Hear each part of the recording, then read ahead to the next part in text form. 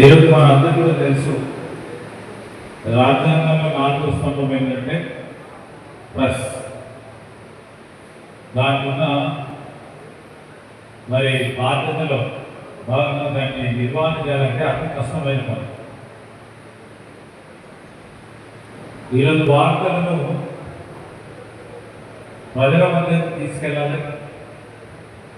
ప్రభుత్వానికి ప్రజల మధ్యలో వారధిగా నిలబడే ఏదైనా వ్యవస్థ ఉందంటే అది జర్నలిస్ట్. దాంట్లో ఏంటంటే పత్రికా వ్యవస్థ. ఈ పత్రికా వ్యవస్థ ఎంత స్వచ్ఛందంగా ఇంతకుముందు చేశారు, ఎంత సెల్ఫ్లెస్గా, ఎంత క్లియర్గా, ఎంత నీట్గా నడిపిస్తే ఆ వ్యవస్థకు అంత వన్యం వచ్చే అవకాశం ఉంది. నేను ఉదాహరణ చెప్తా ఉన్నా, చాలా సందర్భాలు చూసిన మా కృష్ణారెడ్డి గారిని స్పష్టంగా నేను ప్రభుత్వంలో ఉన్నా ప్రతిపక్షంలో ఉన్నా ఆయన రాసే ప్రతి మాటలో జీర్ణించుకోవాలని కొన్ని సందర్భాల్లో ఇబ్బందికరంగా ఉంటుంది. అంటే అంత విమర్శ కూడా ఉంటుంది. దాని విమర్శను కూడా సద్విమర్శంగా తీసుకునే ఆలోచనతో ముందుకు పోతాను.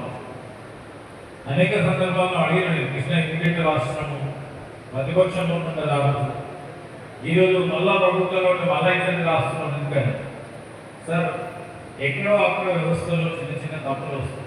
ఉన్నప్పుడు దాన్ని సవరణ చేసుకుని ముందుకు పోతే ప్రభుత్వానికి మంచి పేరు వస్తుంది. మీరు సవరణ చేసుకోకుంటే మరి ప్రజల్లో అదే విధమైన భావన ఉంటుంది. ఇటు ప్రజలకు సంబంధించి నిజమైన వార్త ఇచ్చేవాడిగా, అటు ప్రక్కన మీరు సవరణ చేసే అవకాశం ఉన్నప్పుడు సవరణ చేసుకునే ఒక అవకాశం ఇచ్చేవాడిగా ఉంటాను.